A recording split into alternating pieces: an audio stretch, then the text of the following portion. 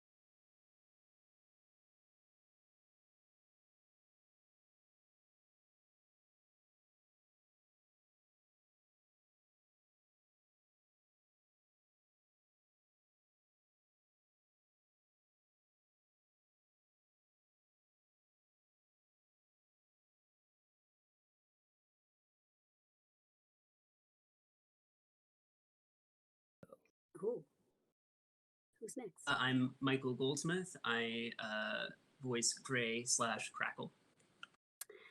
Hi, I'm Rafael Petardi, Rafe.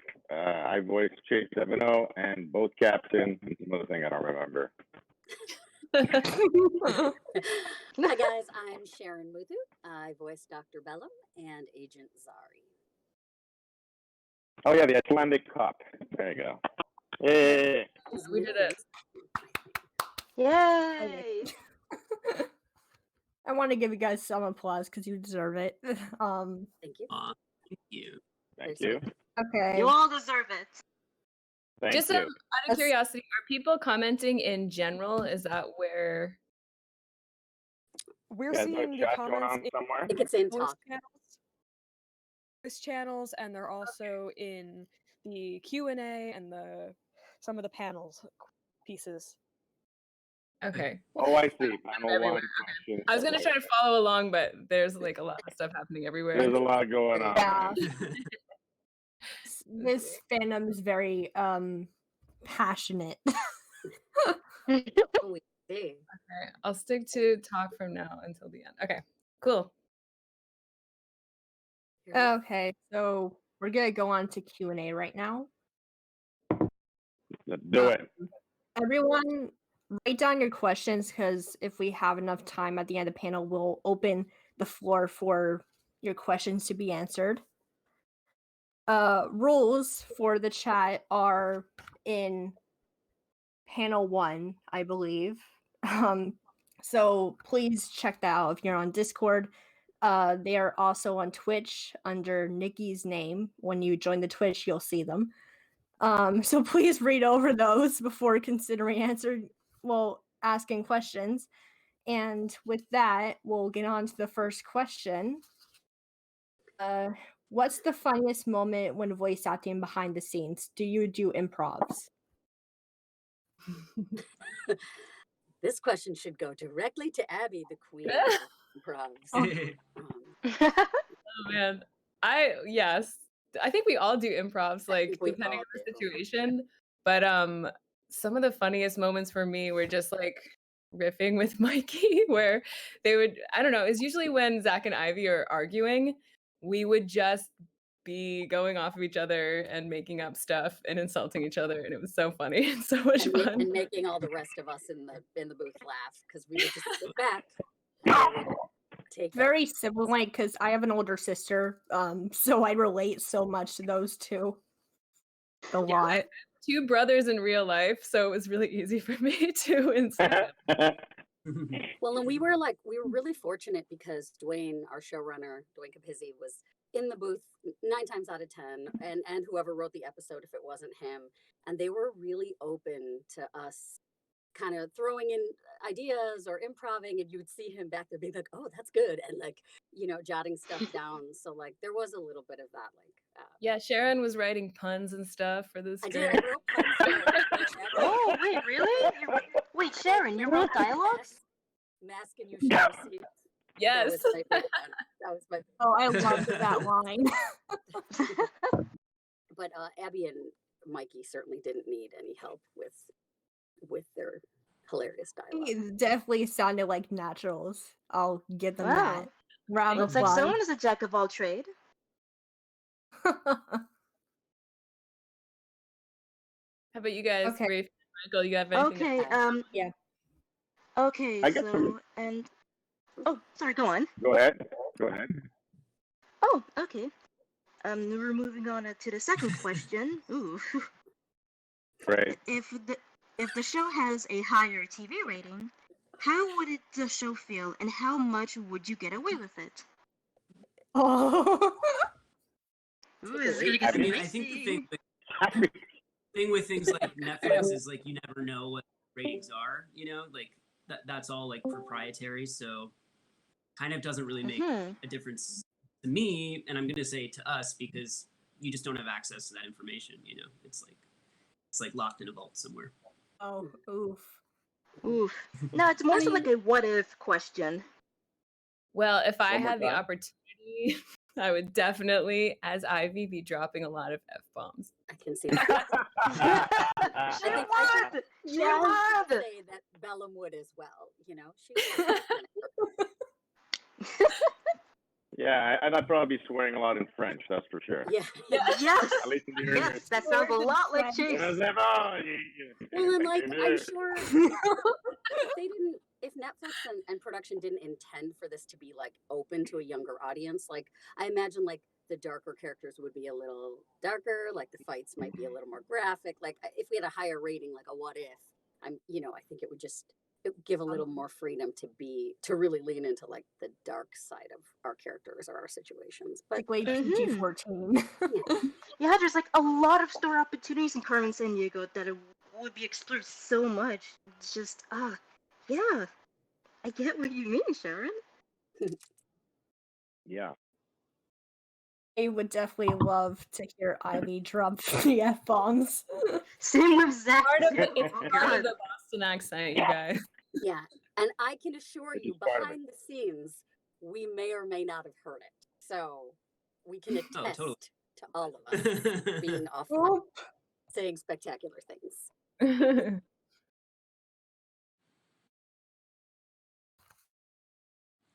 Did everyone answer? Or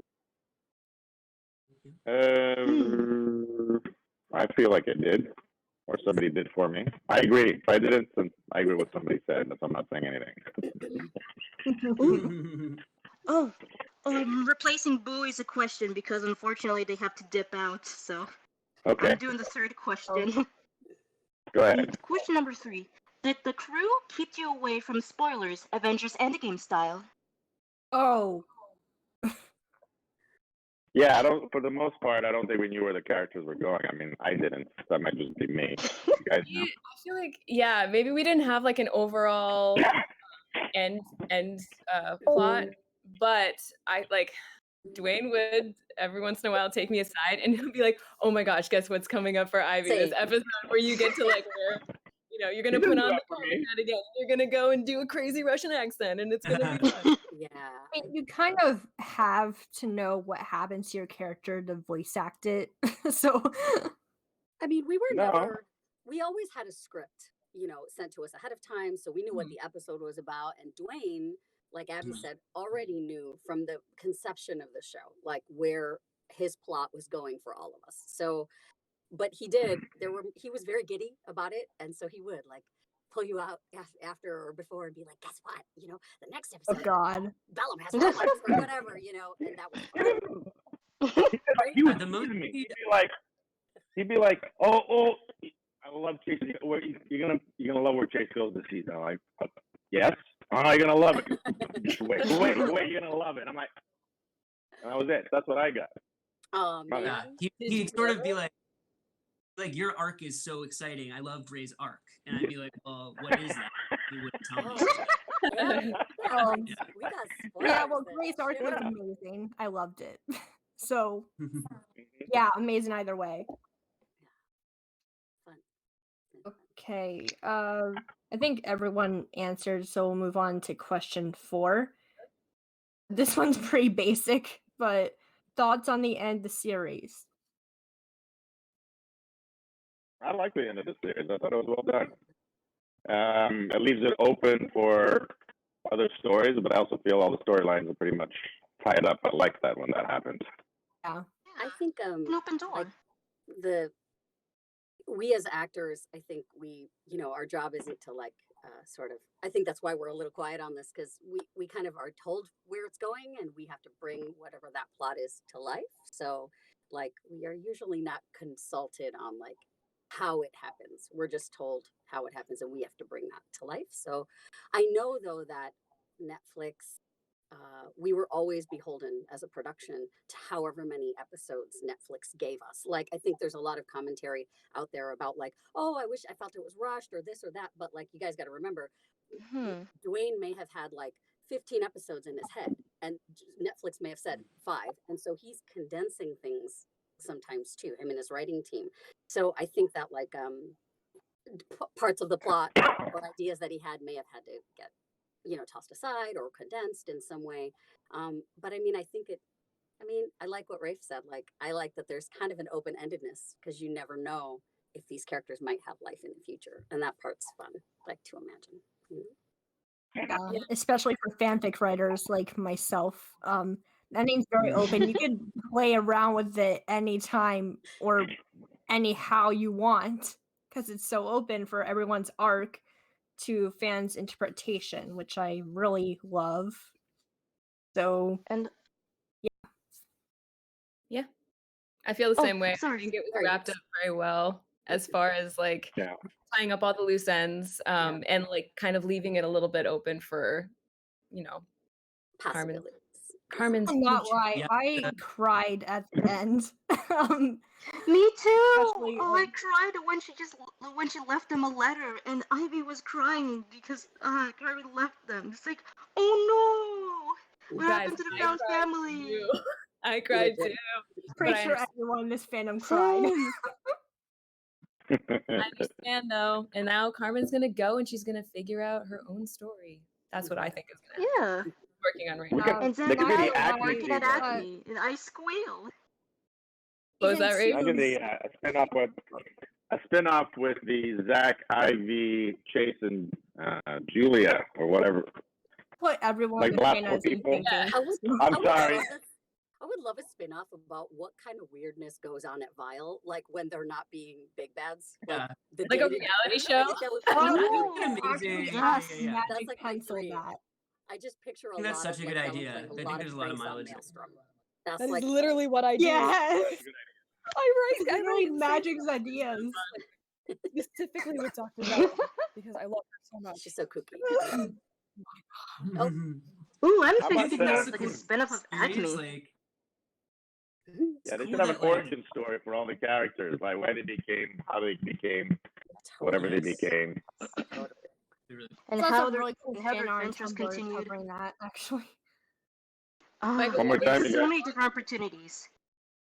I was just saying, it's yeah. so cool. The show is Carmen Sandiego, but I feel like all of the surrounding characters could be the lead of their own shows. That's what's cool about it, is everyone's so it's really rich. Yeah, it's a rich world. 100%. Okay. I agree with that. Wait, I think it's your turn to ask. Oh, who, me? Oh, sorry. Okay, so question number Booey's 5. not here. Booey, like I mentioned. They're not here, unfortunately. Okay, question number 5. Favorite moments as your character / with the cast? That's hard. Favorite moment as a character / what?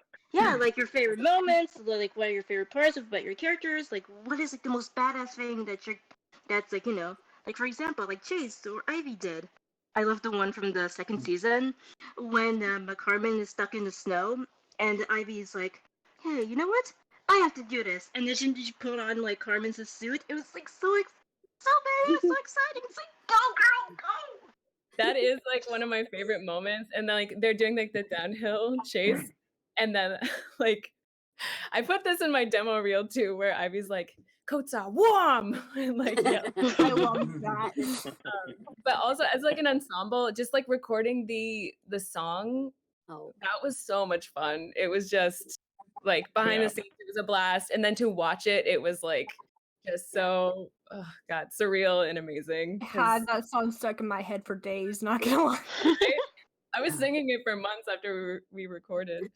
I feel like from like a character creation standpoint for me, like that moment, I think it's Sticky Rice Caper when Bellum blows the whole like mission because she's distracted by cat videos. You remember that? And like Tigress is like, Dr. Bellum, and she's like, huh? That was so cute. Because that was the first moment where I realized that the writers, that Bellum could be funny. And I started really leaning into that as an actor.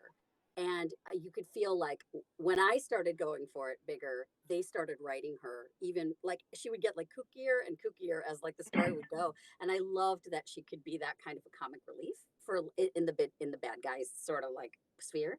So that was a really pivotal moment for me because it told me so much about who she is, and it gave me like a way to create something bigger for her over the course of the seasons. Kind of like how Zach is sort of seen as comic relief to most of the fandom, but he's really not that way. He's much more than that.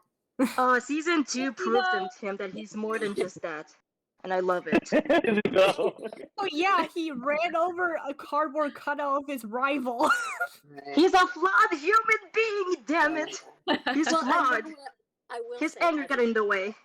As a cast, like by chance, of course the four of us are here. Like this was often us and Mikey and like Liam, who plays Maelstrom, were often in our group sessions together. So like this crew right here spent a lot of time together in the booth. And like you asked us like our favorite moments as a cast, like every time we were in the booth, it was hilarious, you know, and those that's fun.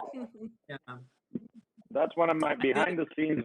What I love is excuse me. When we're recording, I'm always in awe of listening to the actors doing what they're doing, especially when they got to come up with something new or playing a different character. It's just amazing to sit there and be in a room and see people come up with stuff that's just so funny and entertaining. That's really definitely one of my favorite moments. I feel like my favorite moments were like, sorry. Right. I'm like jumping in. No, please. No, just like the behind the scenes stuff. It was always so fun to me when trainer Jamie was like, okay, we just need we need someone to read this line in a Russian accent, you know, we just need this extra voice in the episode. Yeah. And it was always just so fun to like have to switch it up and come up with like a different voice and like all this background stuff. Yeah. That was always a treat, for me. Yeah, that's when you realize how talented these people around you are. It's like, what? Yeah. Everybody like sings, everybody does a ton of accents, we all voice children or adults or whatever, like, so it was a lot. They give us a lot of freedom to just kind of play their own stuff at us, you know, in the booth. It was crazy that first day when we were all in the same room together. Like they wanted us all in the same room on the very first day, and it was the most. I'd never done anything like this before, and it was like truly the most intimidating. Everyone was so talented and amazing, and I was like, oh my God, I have so much to learn. It was like crazy. I honestly cannot blame you. That was like the one and only day that the whole cast was together in a group read that very that was cool. Like, that was really cool. So exciting, like such a poignant memory. Like, for sure. Okay, I think everyone answered. So, Cuddly, do you want to take the next question for Booey, or should I do it? Yep. Okay, question number 6. If you could be one of the characters for a day, / wear your wardrobe for a day, who would it be and why? Oh God! It's super obvious. It's super obvious. Definitely like Carmen. She was like, Abby's definitely gonna pick Mime Bomb. She's gonna pick Mime Bomb. And I'm like, ooh. Yes, but I didn't expect that. That's a verb in my expectation. I would love to be Bellum because then I would have access to all her weird gadgets. Like assuming that I know how to use them at the same time. Ivy would have a field day. It's just one of those things. She's a genius, but also a little like distracted. I actually feel like for almost the same reason, I might want to try being Carmen, just because this woman gets out of like every situation because she's got some kind of secret little inner earpiece, gadget, hang glider. Like there's something coming out of her outfit at all times. Same. And I am tickled by that. I kind of want to try to Love Carmen's outfits, so So I fun. really don't blame you. so fun. I wish I was Carmen so I could just wear like different clothes every day and looking so styling. And motorcycle leather. She's very stylish. Yes. What you guys? I would Michael? probably, I would want to be, I think I just want to be Gray because it's like, I don't look like Gray. I'd love to look like Gray for a day. Dude is hot. I just want to be It'd me. so fun. I just wanted to be the same character You have with a the lot same of people voice. crushing on you, Gray. Like it's true. Yeah. It's true. It's like, come on, I would be like a jacked Australian for a day. Like, who wouldn't want to be a jacked Australian for a day? So And who won? I guess. Reef. Go ahead. Oh no, sorry. I Go would on. want to be Gunner, Maelstrom. I Oh, just like Maelstrom. I love the way he dresses, like one big gown. He's always so relaxed and walking around. I can't do it, but I can't do Liam. But I just love the way he sounds. He's so calm and evil and self-absorbed, and I just love his whole demeanor. I wish I could be that in life. Just go around like Maelstrom, That's funny. do shit, whatever I want. As Bellum, I don't perceive Maelstrom as calm. I think he's like super high stressed, man.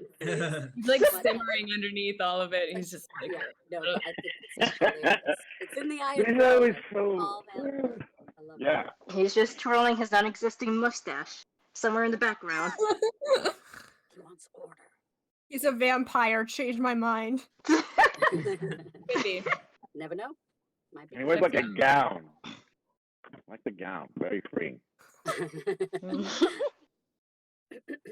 Yeah, Okay, is that everyone? I think so. I believe so. Okay. Question 7. Did the show make you want to visit any of the locations seen in Capers? Yes.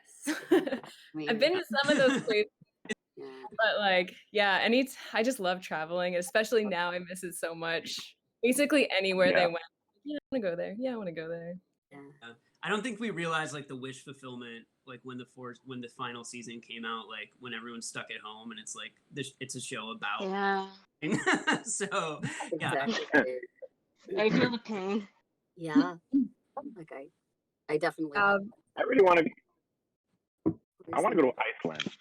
I really want to go to Iceland. That's one place that made me want to go. Like, yeah, it kind of was Iceland's more like I've always wanted definitely to go. but I pretty. thought it- Just they yeah, always I'd gave, like to go to like, Iceland. they always gave such great facts about every place, and I think like and Yeah. we learned something new every time we looked at a script and learned about wherever the caper was next. And I think it's like Abby said. I think we all have a little bit of wanderlust, especially right now. And Carmen's actually the only reason why I'm passing history right now. Carmen Sandiego's cheat sheets confirmed. all right, that's pretty cool. I love I can confirm Oh. that, yes. hilarious. Sorry, teacher, but like, she's more fun. She is more Oh, fun sorry. than class. It's Hey, true. man. Also, she kicks ass while No doing doubt. it. True. Okay, so everyone answered their questions, so I'm moving on to 8. Was there any time in particular when voice acting for the show felt weird for you? As in, it doesn't feel right for the story or the character? I feel like this is something that Sharon kind of touched on earlier, in that like we don't write this show and we're hired to bring the script to life with whatever we're given for our characters. And like we were in extremely good hands with our writers, and I feel like they conceptualized these characters so well. But there was some freedom to collaborate on certain lines where, like, for example, if I felt like a Bostonian thing didn't sound quite right to my ear, I would just say, "Hey, Dwayne, can I say this instead?" And he's like, "Yeah, do it." And then I would. And it just felt a little bit more natural to me. But there was nothing like, so far off because, like Yeah. I said, these are not. We don't write these characters. We're hired to kind of bring them to life. So it's a collaboration. That makes me Oh, think you of gotta stand Dwayne for being easygoing. brings to mind the episode where we were in Italy and like Zari had to speak Italian and Rafe is fluent and he was in the booth that day and he was helping me, like he was able to kind of say, actually, you know, in everyday life there they would say it this way, not quite this way. And so there, as Abby said, there was a lot of we were able to adjust to make it really authentic or make it really sound real or like we were in that place. We had that freedom, but I feel like as actors we don't at least I'm speaking for myself, I don't feel like we have the space to judge it. You have to put on whatever outfit they're telling you to put on and play that character and find a way to make it you and make it real. And like Abby said, otherwise we were in great hands and they were so open to that collaboration. So I feel like it was just such a fun time, like start to finish. Yeah. So It's interesting because I feel like with Gray it was like does he have amnesia? Is he evil? Is he like cocky? Like it was like all of these different sort of stages, you know. So it was always like, oh, where is he at today? But it was never like, oh, that doesn't feel right. It always felt right for the story, even if it was like, oh, you know, it's maybe less fun to be I don't know, forgetful Gray than it is to be cocky Gray or whatever, you know. Yeah, for me, no, I didn't feel weird. If anything, Chase's arc, I started off feeling like I knew what I was doing. Then as the series went on, I got more and more confused. But I just figured out what I was feeling. Chase is And one I of was like, my okay. favorite characters. Rafe did such a great job with Chase. He's just so Thank I love you. him so funny much. and endearing. Like, just one of my favorites. It brought it Yeah, every I single definitely day, started you know? warming up to Chase in season 2. I just love his redemption arc, treating Jules right. Yeah, Like, that was you fun. go, man. I love that. Hey, Just what's now the next that we're on one? that subject Go of ahead. Jules and Chase. Sorry, I think there's a lag, so I'm sorry if I'm stepping on you guys. Oh no, it's okay. There's like this, I forget what episode it is, but Jules like basically confronts Chase and just tells him off. And like I love that she stands up for Last herself, episode, you know, and he's just kind of like, oh, all right. Like, It's like, and then oh, he fun. learns a lesson. Like he learns how to, you know, not. Well, and as an actor, that is like a testament to Rafe's skill because that character could be perceived as like conceited or off-putting. There's a really fine balance of making a character like that endearing, in addition to being a little like about everything. And I just he's one of my favorites. Thank you. So Yeah. Thank you. Yeah, it's fun. He's I just always fun. Like I said, Chase is not. He's misguided. He's good at heart. He's like, you know, he's like a dog with a bone. He just doesn't know what direction he's going in. He thinks he's going in the right direction. He goes off. So yeah, the redemption arc was great for him. That was really fun. Oh, it was so good. Yeah. It was the best character development I've ever seen, next to Shadow-san. It's great. Of Shadow Song. Shadow-san. Where is Oh, Paul? We gotta get to him sometime. Paul, he's just busy doing his thing. We gotta find him though. Yeah. What a Oh. Oh well. I like Shadow-san. We could play this game with every single cast member because we've all been in the booth with everybody, and it's just everybody's so great and fun. Yeah, really cool. Okay, so everyone answered their question. So moving on to question number 9. Were there any moments in the series that surprised you or didn't go the way you expected? Ooh. I think I was always being surprised by the series and like, yeah, just like, especially like with the introduction of like Zari's character too, I was like, oh, like who's this new agent in town? That whole thing surprised me. I was surprised at the ending, but it was only because like I didn't know what to expect. I had no idea how it was gonna wrap. So yeah, like lots of surprises throughout for me. I like that you brought up Zari because I don't know, guys, if you guys realize, like in that very first pilot episode, Zari's sort of there, but in the credits it's just agent. and she's like, I think it's the boat chase, and Dwayne came up to me, you know, whatever it was, a couple episodes later, or whatever it was, whenever they finally decided to flush her out. He was like, hey, we'd love for you to play this. And I was really, as Abby said, it was a real surprise to see a character that started as just like an incidental random Acme agent, you know, flush out into this whole, she's got her own now, like, mission and drive and, you know, relationship to Chase and relationship to Chief and Julia, and all of that was a surprise for me, and it was such an honor that they gave me. I really enjoyed Agent Zari throughout season 2 and 3. It was just so fun to watch her and Chase together, especially because they're kind of opposite. Zari's more focused on the mission. Chase's his mind is everywhere, pretty much. Those were some actually the one character that surprised me sorry, Sharon. The one character that surprised me the most that I never knew was going to happen was actually Bree. I was always like, what's going to happen with this guy? And I never really knew what was going on. I was always like, could go this way, could go this way. So that was the actual character that surprised me the most. I don't know how you felt about it, Michael, playing the character. Did you know? Yeah, I mean, I never really knew what was going to happen. And also, like, Bree's not consistently in the show. So, you know, there'd be chunks of time where he's off with amnesia running a light board or something. And all this stuff is happening. And it's so, when I remember, like, I'd had a long gap in recording because I wasn't in the show for that chunk. And I got back, and all of a sudden, Shadow-san was, like, a good guy. And I was so confused. What is it? What happened? I didn't What is going on? They're not like sending me the scripts in between, so I just showed up and I was like, "Oh, okay, that's where we're at now. Cool. Wonder how that happened." You know, you're gonna have to watch the show, figure it out. There's that line too, because I would watch and be like, "Are Carmen and Gray getting together or not? Are they Oh God! Are they brother and sister or not?" Like, I was like, "Ah!"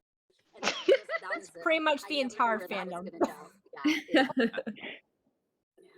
Hilarious. Oh my God. Really good. Really intriguing. Mm-hmm. Okay, I think everyone answered the question, so I'm going to move on to question 10. Have you watched the original anime Carmen Sandiego? And if so, did you notice any Easter eggs within the 2019 version? I've only seen a few episodes of the original, so I don't think I probably missed a lot of Easter eggs. So now I'm really curious as to what they are. I mean, I as like Abby said, there was a touchstone to it. There was a few episodes here and there that I saw. I think also, though, I'll speak particularly for Dr. Bellum because she was such a prominent part of the Night 4 series. I think it was 94. I didn't want to go too far down that rabbit hole because as an actor, I know there were things about that original Cerebellum and things about my Cerebellum that were the same, but I also wanted to make sure I created my version of it and didn't get caught up in imitating that version of it or anything else like that. So to be honest, I sort of steered a little clear of trying to revisit the old series. I'm like, this is a new reimagination, a new, exploration into her origin story. I am this character. I know the parts that are the same from the original Cerebellum. And I just kind of want to see where this goes, so I'm with Abby. I didn't really revisit the old series. Yeah, I remember the series. I never heard of the show. Go ahead. Go ahead. No, Michael, please. Oh, go ahead. More interesting. No, so I just remember the series, watching the cartoon when I was a kid, but I really don't remember much beyond that. And but I remember, I think, those first, when we were recording the first season, and I got there one day and we had a chief, and I was like, oh, it's the chief. I remember the chief, but I didn't remember. Certainly don't remember any sort of specific Easter eggs. That was definitely too deep for me. Oh, it's not an Easter egg per se. Oh, sorry, go on. Rafe, yeah. No, all I was going to say is I never heard of this Carmen Sandiego before I started doing the show, which I think in hindsight was good because the very first day I recorded, and I only knew this after the fact, is I get to say this line, where in the world is Carmen Sandiego? And everybody was kind of like, oh, that's the line. And they're waiting to see how I was going to say it. And I had no preconceived notions. So in the sense, that was actually helpful. As for Easter eggs, no. No Easter eggs. No chicken eggs. No kind of eggs of any kind. The only little throwback that I love is that in the interactive special, like when you I was about to say that. the Rockapella. Oh yeah, that was our big Easter Oh, egg. yeah. That was the Like best. Grace I love and it. Blast from the past. Yeah, and that was really fun to like surprise everybody with, because we were all like, we had seen the sequence. They showed it to us before they ever released the special. We were all, I was dying. I was waiting. Oh my god, for that to come out. I wanted to share it so bad. That's probably the big Easter egg that we all share. A memory of. Did we lose Rafe? We've lost Rafe. No, I'll be right back. Okay. Oh, okay. That was a purposeful exit. I was like, I'm done here. I love that callback from the interactive special. It was the best. It also helps because I also watched the game show after being introduced to the reboot. It's like, hey, I should watch some more Carmen Sandiego related franchise stuff. And I'm quite surprised you guys sing the theme song of the game show. So fun. Mm-hmm. I can imagine it was very fun to do that, especially in all the different characters' voices. Like Tigress with Chev, El Topo, they all sang in their respective voices. It's just very cool to see and hear.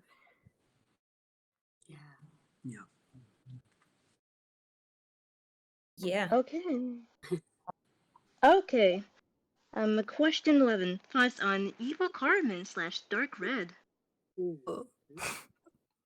Yeah, I think it is absolutely terrifying to see Carmen evil. First of all, because she's so incredibly competent and powerful and just like deadly. It's horrifying. And like the part where she's on the Ferris wheel with, it was a Ferris wheel, right? With Zach, and she just like tries to murder him. It's like very disturbing to me, because like what is more horrifying than seeing someone that you care about so much, like a friend or a loved one, just like dead in the eyes, not even care about you at all. Like just really disturbing to me. Yeah. Well, and there's you guys were talking about the old series. There's this age-old Carmen question: is she good or is she evil? And in the old series, there's this whole sort of exploration of like, she's a thief with a conscience, and then you come to this series and Dwayne and his team have blown open the fact that actually she's a good guy. She's a thief. You think she's a thief, but she's actually a good guy. And there's this really interesting blurry line about whether she's good or whether she's evil. Is she a thief? Is she a savior? And I love that that our writing team decided to push that as far as it would go, and have her turn, and have all of us wonder, like, is that it? Is that how we lose her? Or does she come back and have that sort of cliffhanger moment? I thought that was a really interesting kind of thing to explore and see how that storyline would go, So, yeah, I think Gina Rodriguez really brought out the evil in Carmen with her voice. That was just very good. It made her pop out, like literally. I also like the fact that just as Chase is starting to think that or realize that Carmen is good, at that moment he has his first encounter with her when she's evil. So that whole interaction was interesting, because he's just about to be like, oh, maybe she's not what I thought she was. And it's like, and then they have that funny scene where she beats the crap out of him. Fortunate that happened. I like that little... like when he was about to get to know her. Yeah. Poor Chase. That was a good twist. He was just... But like Sharon said, the writers did a good job of that little twist. Just one way, then the other way, always like keeping everybody on their toes and interesting. I did not expect Carmen to turn evil in the last 2 episodes. I thought it would be like, oh, you just gotta get away quickly, until like, no. Days like this, until like months later, it's like, wow. That was 6 quite months. forever. And oh god, and I remember there was like the parts in like the final episode where like Zach is driving, and it's just like the cars are like fading, and without Carmen, it's just the world is just gloom and doom. Well, I think we love that you guys are so connected to those characters. It means a lot. I'm emotionally attached to Carmen. Okay. So everyone answered the question. I'm moving on to question 12. What characters do you wish had a chance to interact in the series, but didn't get to? Well, I never got to hang out with Zach or Ivy at all, I don't think. I think that's true for most of us. Ray and Ivy would get along. Yeah, we would. Yeah, definitely. I would have liked to see interactions between. Go ahead. Go ahead, Abby. Go. After you. I was like, I would have loved to have some interactions with, Zach and Ivy, and I would love to have interactions with Maelstrom. I think that would have been funny to see that interaction. That would have been so funny. That is a spinoff right there. Like, yeah. Just a whole show of just Mind Bomb and Chase. That dynamic, like Chase would just not have the patience for it at all. Mind Bomb would not. Mind Bomb. Who played Mind Bomb anyway? I think my experience was a little skewed because I got to play on both sides. Like I got to play part of Acme and I got to play part of Vile. So there were these interesting interactions that I got to experience as an actress. So for me, it's hard to be like, oh wait, yeah, I guess Sarah didn't really interact with the people that Zari did, and vice versa necessarily. And so I don't know how to answer that question. I kind of just, like I said, I kind of want there to be like 10 more spinoffs, so we can all see all these paths intersect. It'd be fun.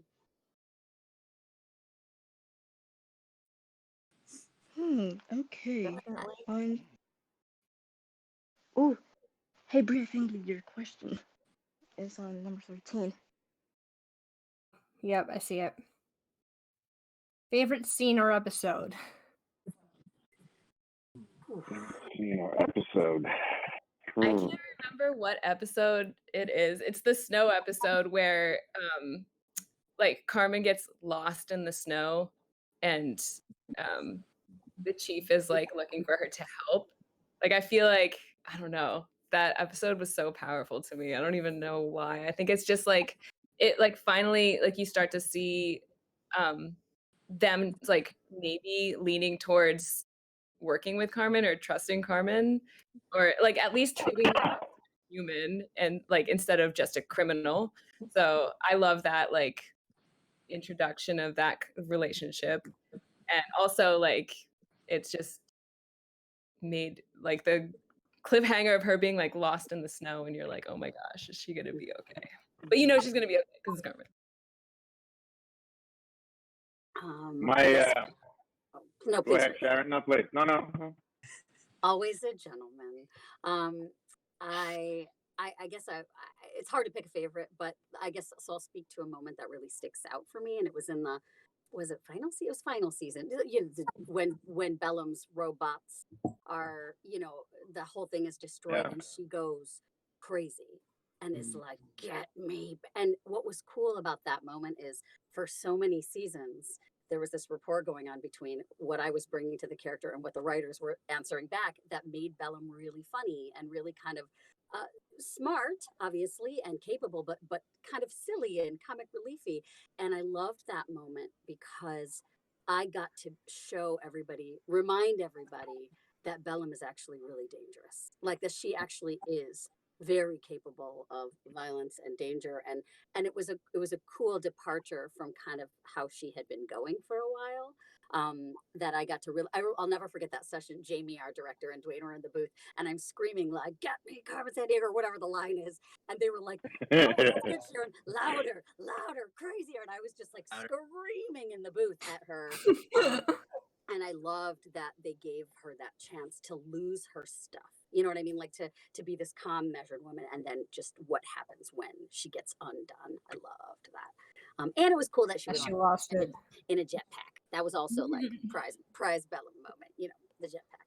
Anyway, continue. Michael?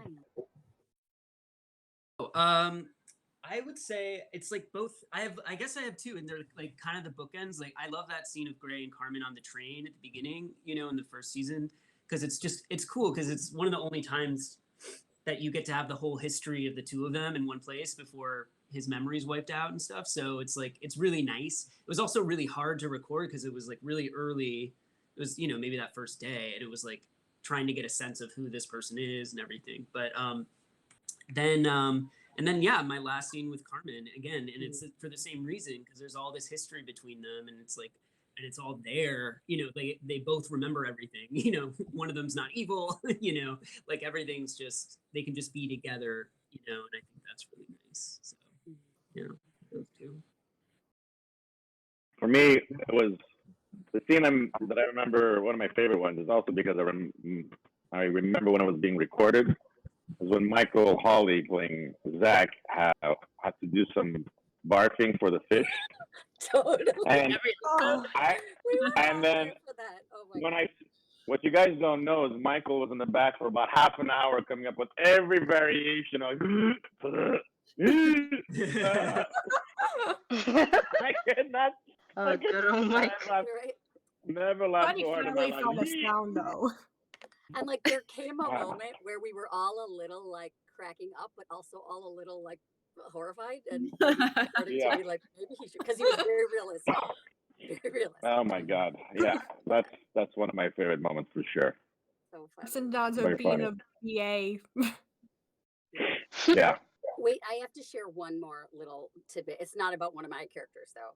I was obviously, because I had to split characters, they would release us from group sessions and kind of keep whoever, you know, needed to stay. So by chance, I was there when Abby and Mikey did the karaoke for that one episode. Like I was just hanging out in the booth watching the two of them go crazy with that karaoke and cracking each other up and singing at the top of their lungs, and Mikey's pouring sweat, and it was the funniest thing ever. I literally, like, Dwayne and Jamie were like, "You all right in there, Sharon?" I'm like, "This is like the best entertainment ever." Worth it to hear Zach belt. That was like one of my favorite moments. I had nothing to do with the scene. I just happened to be there like a fly on the wall. It was cool. It was really fun. Yeah, Mikey made me laugh so hard that day too. And like I love the way they animated it in the end with him like just like on his knees. Like it's just it came out so good. Really good. The way the Zach joke he made with Shadow Son, and he's like, "I see my Shadow Son walking away." that scene in general in season 2 is just like, go on, Zach, go on. Hell yeah. Zach was belting. I loved it. Like those two were such good singers and so hilarious that I love that the rockapella starts with the two of them too. Like it just became a signature thing of the two of them singing, and really fun. Oh, Mikey, he should be here. He should be here. He should, man. Mikey, he hasn't missed this. I wish it was here, but I think everyone answered. Yep, I'm moving on to question 14. Are there any key phrases way to help you get into character before recording lines? Can you repeat that question, please? Oh, I'll repeat it. Are there any key phrase / way to help you get into character before recording lines? Yeah. I think for me, because the accent was like so intense, I think my trick is I find podcasts of people speaking in that accent and just listen to the podcast over and over and just like repeat it back and try to get. So anytime I knew I was recording, I would just be listening to Australian podcasts for like, you know, the 48 hours before just to warm it up, because it's not a natural transition. Yeah, that was my trick. But Abby? I would just say phrases that have a lot of R's in them, you know, cock the car.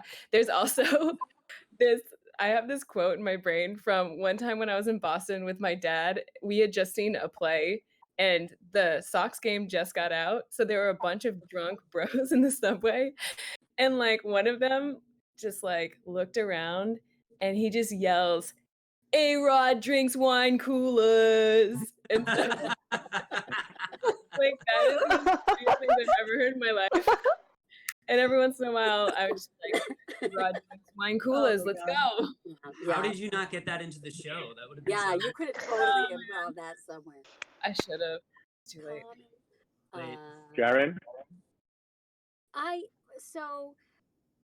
don't know. Like, I guess when I create a character in general, like for whatever it is, like it's like a distinct personality for me. This is like a kind of super hidden Sharon character fact.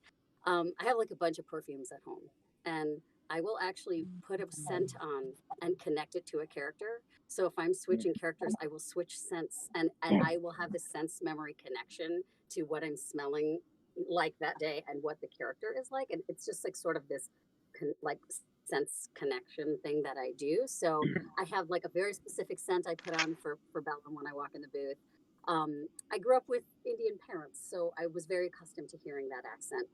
There's a slight difference between North and South Indian in the accent, and so once I create that character, like there are just like these guys. I'm trying to think if there was a key phrase. I just will start talking in the accent, I think, for an hour or two before we get there. And also, in the booth, they will always, at the start of the session, play us a reference of whatever we created for the character the last session or in previous sessions, just to give you a reminder of where you are in your pitch and what the voice sounded like and what you created to keep that consistency. So once they play that reference for me, I sit in it for a couple of minutes and it comes out pretty naturally. But for me, it's less of a phrase and more of like there are specific things I do when I'm Sarah. And like one of these is specific to a scent. And once I smell that, I can get it. Kind of weird, but it's a thing. Cool. For me, it was Chase ended up being a very like noisy musical character. So before any scene, his state of mind or state of being would come out emotionally. So depending if he's it'd be like I'd be making sounds of his inner thoughts. So if he was angry, and a lot of those sounds. But for some reason, that was my pre-life to the scene. So if I had to go in and go talk to the chief, it'd be like, and then I do the scene. If I go see Carmen Sandiego, whatever. Oh boy. He was very noisy and very emotionally. That's so good. Oh my god, that's so good. So that was how I prepared for Chase. I feel like once you're in there and like, okay, fine, I would go in and I'd warm up or whatever, I'd do the accent, but then I just like want to sit and chat with everyone, while I wasn't on mics. I'd just be going from talking like this and whatever. So I was like, okay, I can do this. It's fine. Like I remember talking to Sharon about the keto diet and then having to hop on mic and be Australian and then be like, okay, so what? You don't eat carbs? Cool. Okay. Like. And I know that like we also like spent a lot of time behind the scenes imitating each other. Like I got really good at doing brunt. And like whenever Mary was in the booth with us and it would just make everybody laugh, or like even Rafe and his like noises just now. I'm like, I want to record that and make that your ringtone because that stuff is so funny to me. Oh my god. It's so like it's so like no one can do it like him. It was just like once you were in that room, like, and that creative energy was happening and flowing between all of us, we were in it. As soon as we walked into that family, it was so easy to connect to our characters, to Joy. Yeah. Good times. That was a good question. Okay. I think that was everyone. So I'll go on to the next one. How did you react to seeing the character's design? I'm sorry, again? How? How did you react to seeing your character's design? Oh. I was so excited when I saw Ivy. Yeah. I was like, I was digging it. We saw like, Dwayne showed me and Mikey sketches early, of our characters early on. And I was like, can I take a picture? I know I can't take a picture. Like, I was just wanted to have her in my brain. And then, finally seeing her animated was awesome. I actually I remember that. That was Oh, go ahead, Ray. Go ahead. No, I don't. No, I was talking out loud. It was one of those chase noises. Go ahead.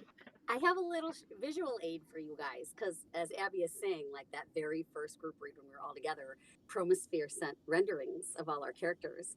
And I was like, Dwayne, can I keep mine? And he was like, you must not promise not to post it anywhere, all the rules. And so I kept mine, I had mine framed.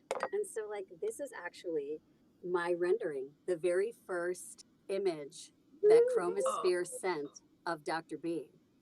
I love that you obviously framed it. Framed it. Like, she Love the lab evolved over coat. time. She obviously evolved over time. They even changed the spelling of her name to be a little more Indian. They put the I in there, so it's Saira. But this, like, I will treasure this always because it's just it helps so much when we get to see, like, we hear about the character and you read all these breakdowns about who they are and what they think like and what their priorities are all, and we want a medium voice or low voice or whatever, they give you all these details. But like when you finally see her or him or them, and you're just, like it fills that last piece of the puzzle in. And I would say the very first thing I noticed about her was her hair. I did her hair. And I rocking the punk hair. Yeah, rocking the punk hair and those crazy glasses. And like no one knows what color her eyes are. She's never been without those things. But her goggles. But I wanted to show you guys that, so I brought it off, put it off my wall. And I'm so glad I have that. Like my very first glimpse of what she was like. So nice.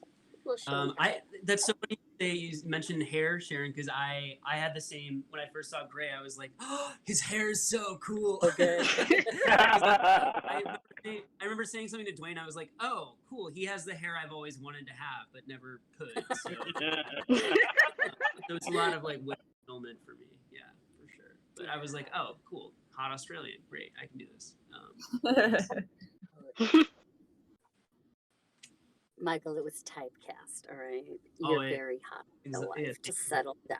We all know. I was just been fishing. Fine, thanks. So thank you for taking the break. Yeah, I love that. I just remember seeing the guy in a jacket and kind of weathered, worn down. I really liked that first. I was very excited when I saw him. I was like, yeah, I love this guy. It is funny though. Over time, I feel like I look at the character and I look at all of you in the booth, and I'm like, they look like their character. Like somehow, I've been Abby, and I saw Ray and Michael, and I look at Rafe, and I'm like, he's the perfect Chase. Like we all kind of start to it starts to blur a little. Yeah, I'm like, did they design them? It looks like me. Wait a minute. Because you're gonna have to pay extra for this.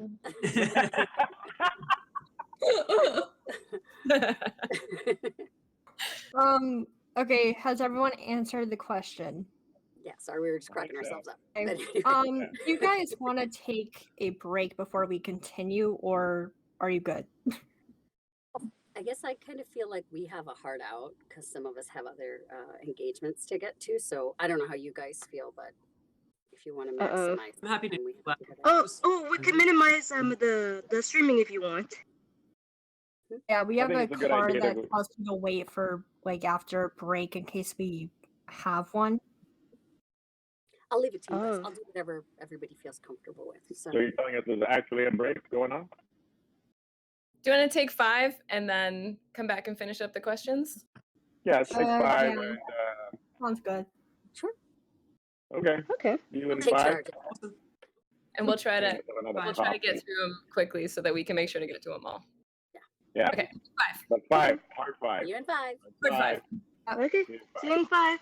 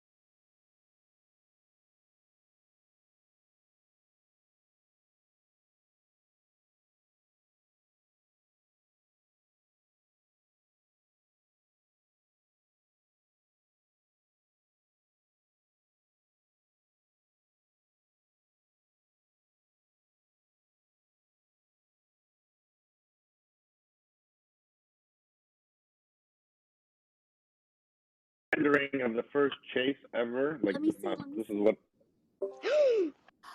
So good. Oh my That god. was the I first see it. chase. He kind of changed after that, but that was wow. what. Yeah. That's what Everybody Dwayne showed me changed. like 5 years ago. And it's got the old logo. Yeah, everybody kind of changed like over time, but it like evolved. Well, none of them really age. Yeah. I want to see your. Do you guys have pictures of yours, Abby and Michael? I think I do somewhere, but I would have to dig. I'm Probably, like, scrolling my phone right now, but Scroll it. I have about That'd be 2 million yeah. pictures. I just like kind of want to see where Let me see. everybody started. You know, like where did it start visually? It was more blockheaded. It was very blocky. Nice, more. Same with Sarah. She's a little like more lines than lines. and she has that crazy smile on her face, which I love. So fun. Okay. She has multiple pocket protectors.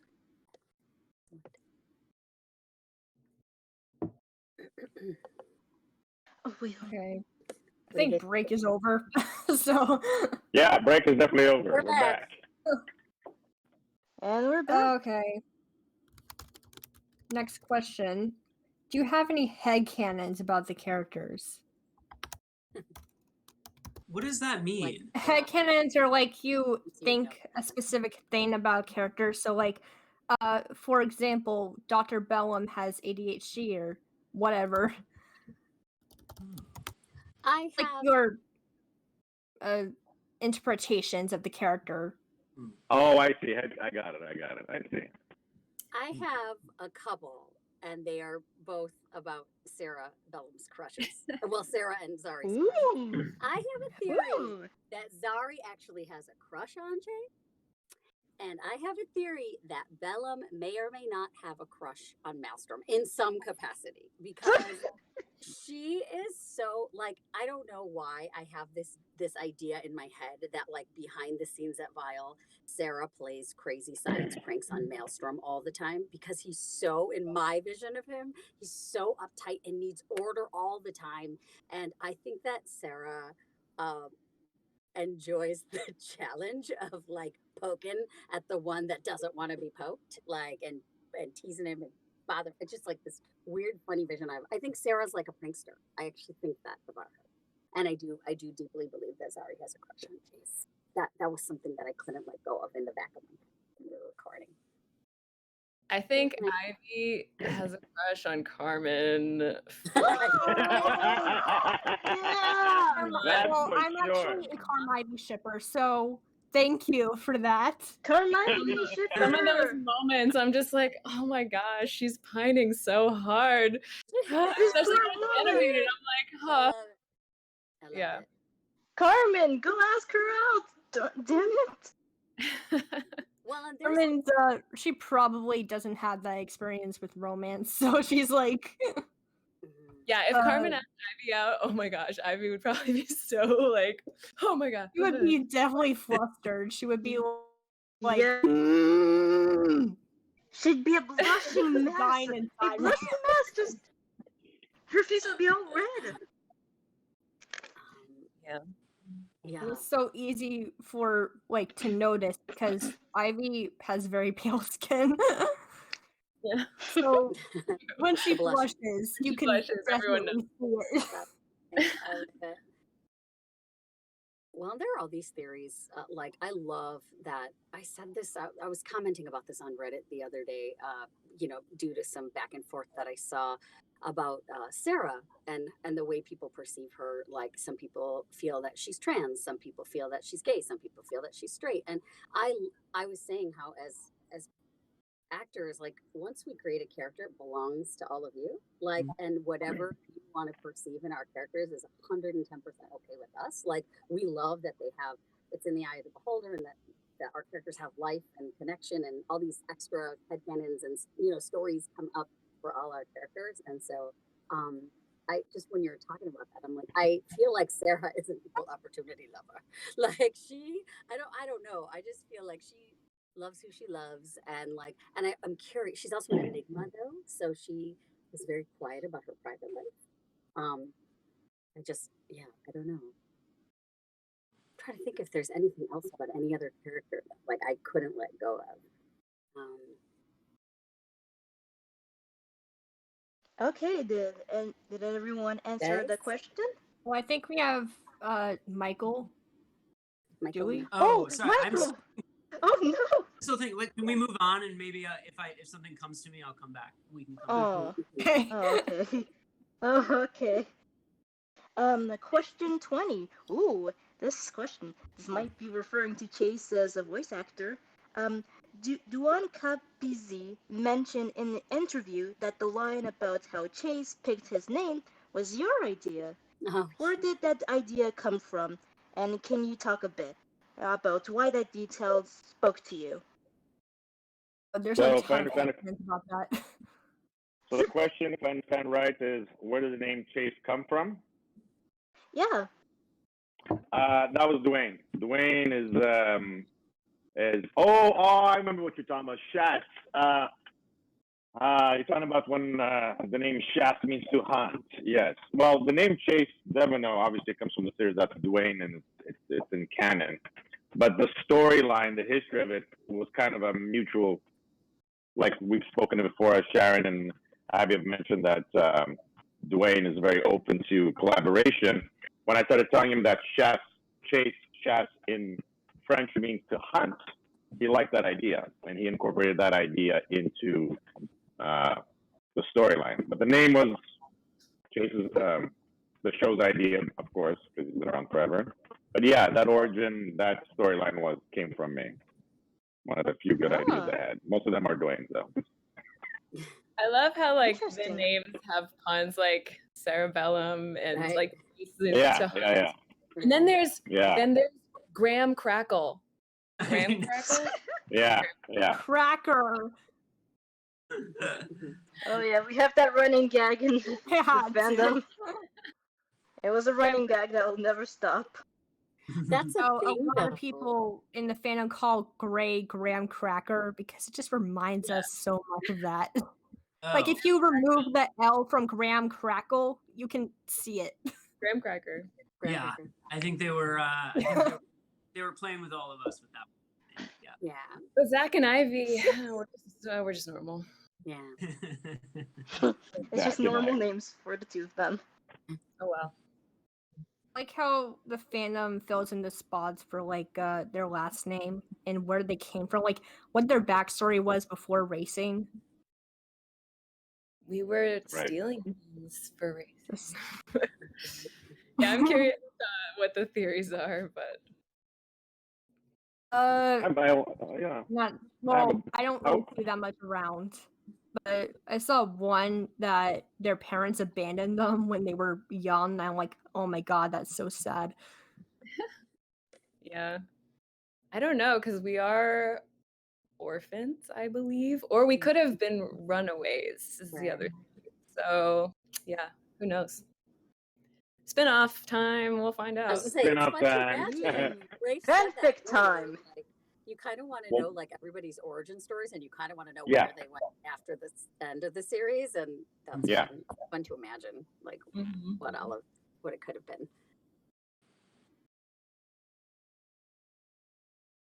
All right. I think we're wrapped up with that one. Okay. Next. Okay. Oh, sorry. There was someone. Go ahead, Cuddly Donkey. Oh, okay. Question 21. Are there any improvised line that you or any other voice actor added that you know of? We kind of were talking about that earlier. There was a lot that we added. There was a lot. We all did. Yeah. And we all commented on each other's lines from time to time, and that was a real pleasure of like the collaboration, the spirit of collaboration that Dwayne and our director Jamie had for us. So yeah, I just want to I got a message on Twitter from one of the animators, Beth, who is watching the stream currently, and they shared a story about one of their favorite things is when me and Mikey recorded some banter before the karaoke scene that they said was so perfect, so sibling bantery, and they ended up having to cut it from the cinematic, but like just those moments with like just riffing with Mikey were my favorite for sure. Yeah. Mikey and Abby were so fast too. Like Yeah. there were times when in the very beginning where I was like, so are you guys like longtime old friends? And Abby's like, no, we just met on the show. But they seemed like they were like had known each other forever, and there was this really special chemistry between them, and they would just riff off each other and improv off each other so fast. There's one for some reason that sticks in my head that I don't even know if it actually made it into the episode, but you said something about crispy carbonari. Do you know what I'm talking about? I don't remember what the episode was, but I don't even remember. You started riffing on Carmen's name in relation to whatever the heck was going on in the scene, and I was like inspired to be more free with Sarah. I'm like, oh my god, I keep sticking to the lines. I need to like just start making up the script. Make up stuff. It was so much fun to watch the two of you. And I also have a thing for Michael and watching him work his accent, because Aussie accent is so impossible. Okay, sorry, I'm back. That's really. You would slip into it so fast. Oh my god, you scared me for a bit, Bree. I know, sorry, my Wi-Fi is whack here. Oh, cut out. You got so welcome back. Hey, welcome back. You got me so Working with what worried. we're working with. I was texting Cuddly because I was freaking out too. I didn't know what happened, so I'm like, oh god. Okay, thank God that got solved. Like, oh no, what am I gonna do? I'm not a good host. What am I gonna do? I'm so sorry. It's like you had a left bunch of behind. mods It's like, willing to oh, step up for crap. you. Don't worry, it's all better now. We're all good. We're back in business. We're back in business. Okay, Cuddly, did you ask question 21? Yeah, I did, unfortunately. And they say that, Okay. oh yeah. I'm so sorry for that again. What do you think of your characters / do you like your characters? Basic. Can you repeat the question again? The first part? What do you think of your characters? Like characters. Abby?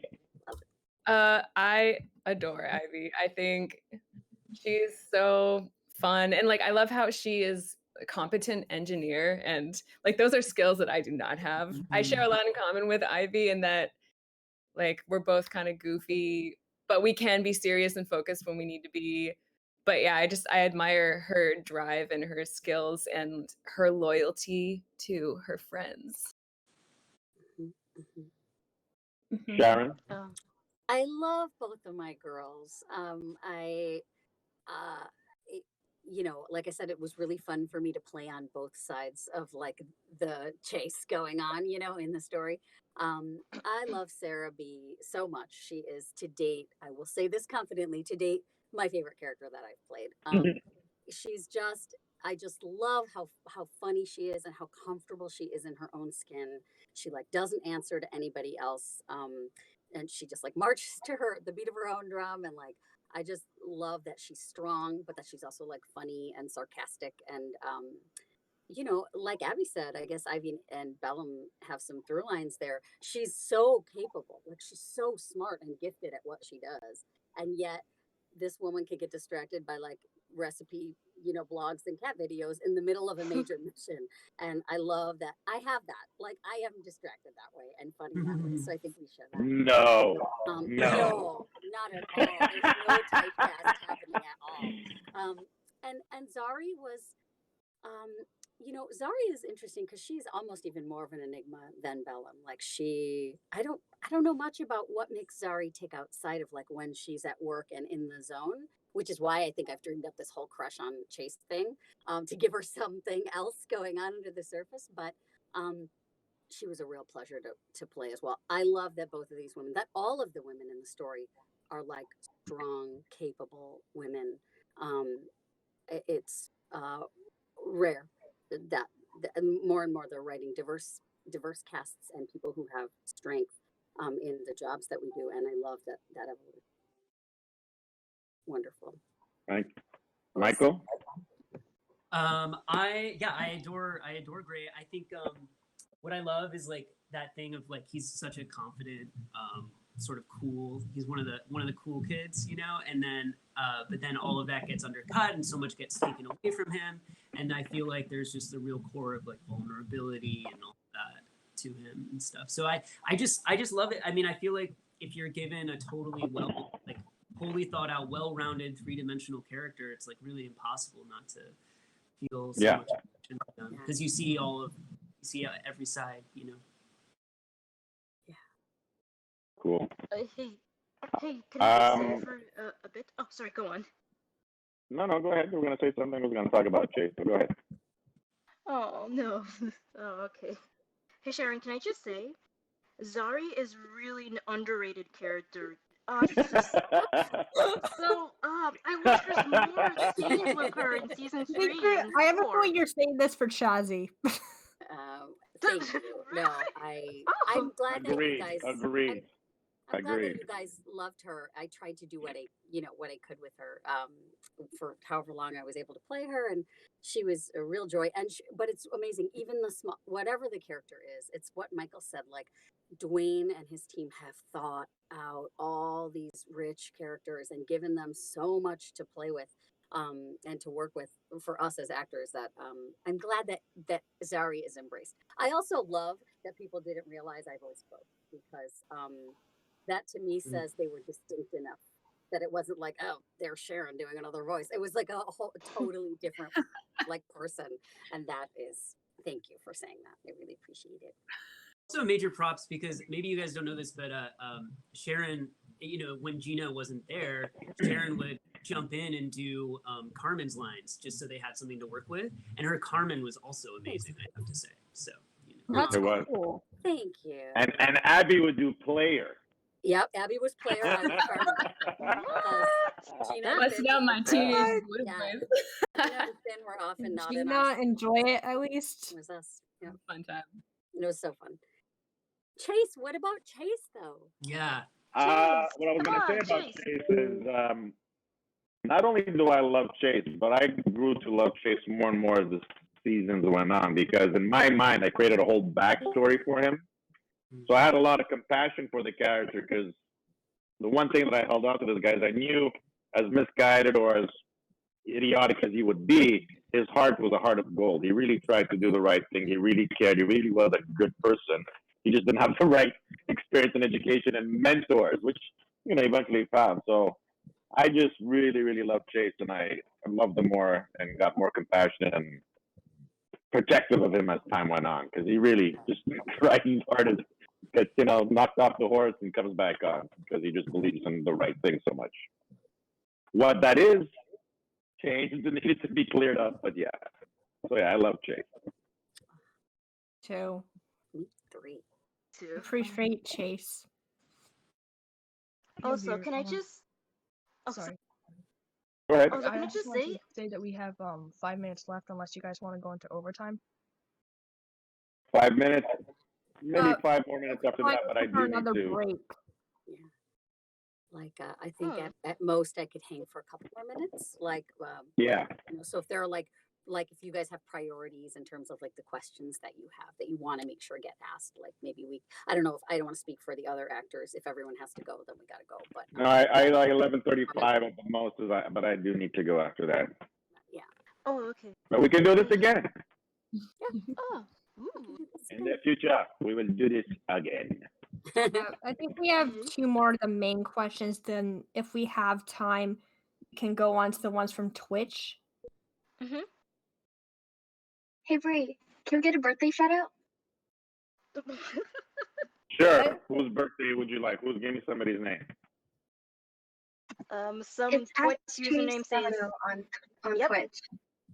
I'm sorry, one more time, one at a time, please. What's the birthday shout out? It's asked at Chase Devineaux on Twitch. Someone named Chase Devineaux on Twitch. Someone Chase. God. You want me to wish a happy birthday to Chase Devineaux? Is that it? Their name is Aisha. This is like Aisha? Happy birthday, Aisha. Happy birthday, Aisha. Oh, Aisha. Hello, Aisha. This is Chase Devineaux wishing you a very, very happy birthday. And as we say in French, bon anniversaire. That's the French for happy birthday, Aisha. Oh, so good. How was that? There we go. Shout out. Okay, question Like they've all 23. left. Oh, okay. Sorry. That's very quiet. So, a couple more questions. Yeah. Yeah, the main ones at least. Got it. What's Question here? 23. Would you Yes. say something in your character voice? Oh God. Any Abby? line. Pick any line. Any line. Whether it's from a different movie or a different show, say it in your character's voice. I can't think of any lines other Let's than, say. oh my gosh, Zach, you're so annoying. Excellent.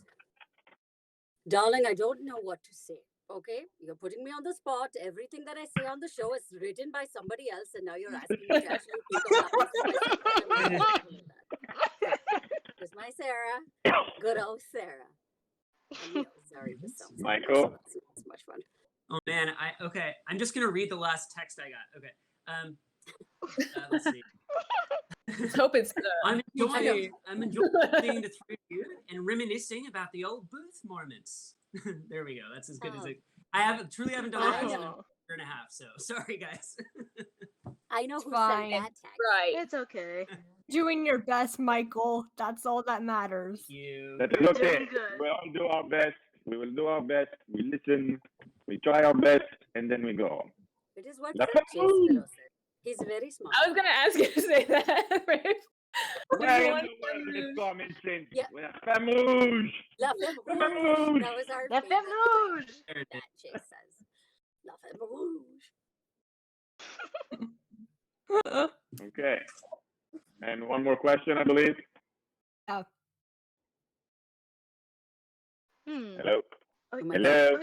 This That is it or like is that not question? I'm gonna do it. I'm gonna do it. Okay. Question 24 is the last question. Do you talk in your character's voice just for fun sometimes?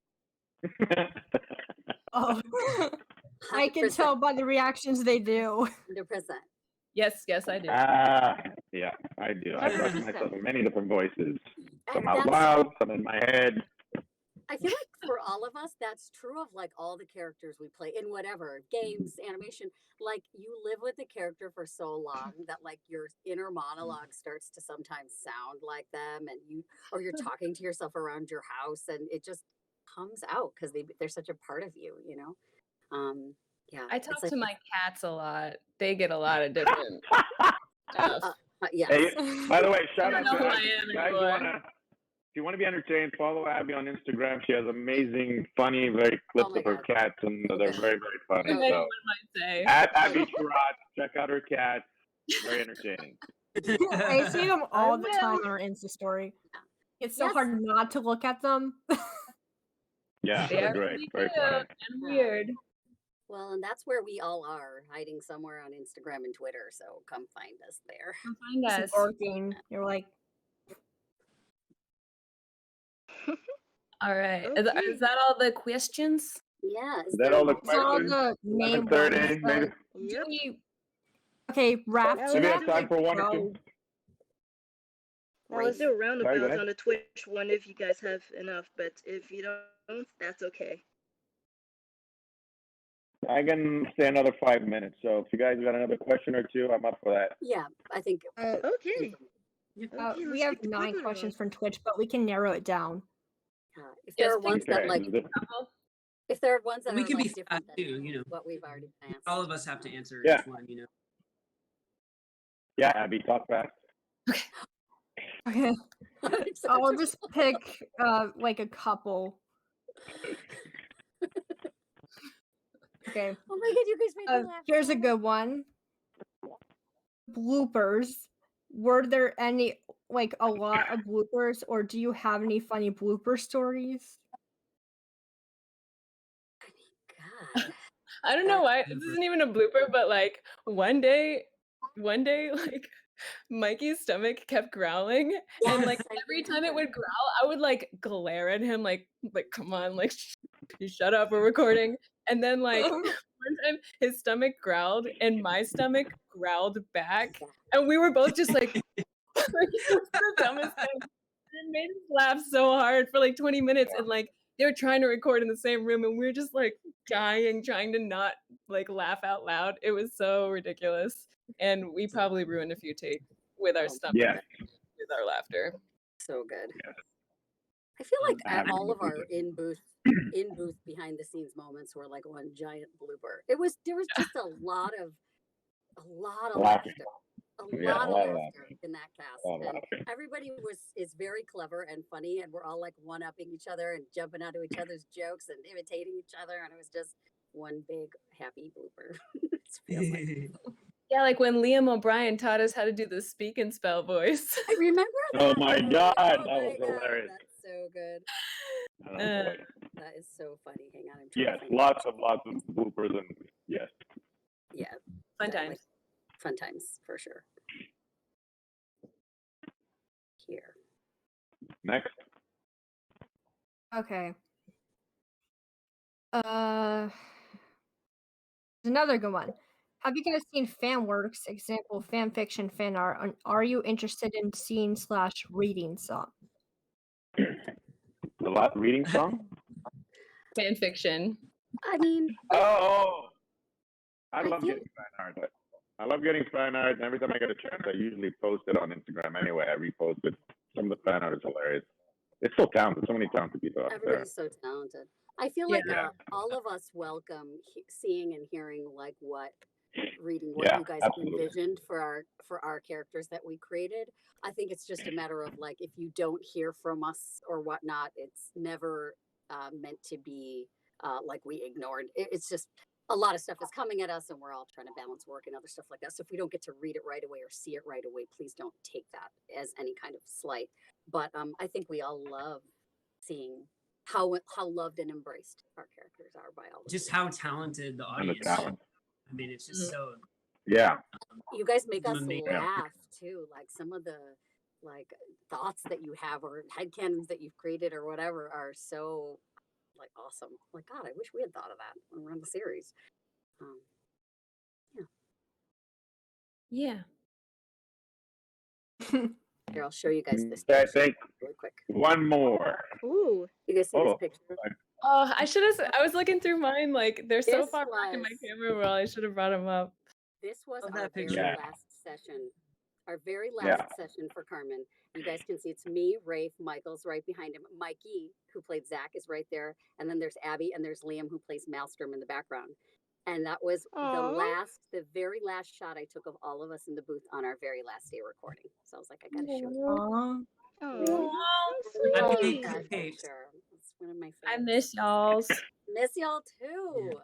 It's so fun. One more question. Do we have time for one more question? I think we do. Okay. One more. Okay. How do you guys imagine your respective characters react and move forward after the ending? You know, my only answer to that is up to you. That is up to you. I feel like your opinion is just as good as mine on that, and it's whatever you think. I believe, honestly, that's so many possibilities. I think about like Bellum in jail, and I'm like, does she stay there forever? Does she break out? Does she? Who knows? Like they're all like valid. It's just fun to think about all the different possibilities. I love that Maelstrom. Probably shenanigans happening in the cell. Like I was just saying, the idea of Maelstrom and Mind Bomb stuck in a cell together or next to each other forever is also. Just Mind Bomb making fun of Maelstrom just by miming. I can see him going crazy in there, like just losing it. I always will, from a selfish place, dream and hope and wish that someday, somewhere down the line, there is like more life for these characters in a very like formal setting, like that there are other movies or spinoffs or whatever. Obviously, we can't ever guarantee that. It's really like up to whatever the creators decide to do, or if they just want it to end here, then it ends here. But it's like Michael said, it's whatever you guys share with us. You tell us where they what happens next. And yeah, I would love to hear that. I would love to hear what you guys that'd be cool. where the characters go. 100%. Maybe we got some writers out there, artists for sure. Oh my god. Definitely, we know that. I'd like to bring up the hashtag Bellum did nothing wrong and the free her because everyone's just Oh like, god. he loves her cat videos. Release her. We know she's evil, but release her anyway. Bring I in need a poster. the robots. I need a poster to hang on my The wall robots. of like Magic Bellum no shenanigans. Arden. Kidding. You can That always is be so kidding. funny. I need to go like search some hashtags. Apparently. I think it's on the Discord server mostly, It's on the but you Discord guys server. can't see all of it. Awesome.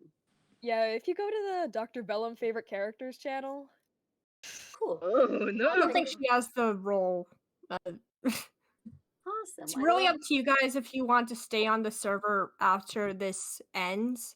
You don't have to, but if you want to, you can. We're just giving you the free choice. Thank you. I do need to go. I'm happy to do this again. You guys did a great job moderating, and thank you so much for organizing it. Really appreciate that, and happy to do it again. But I do need to go. I don't know about the other actors. Yeah, thank you for having us.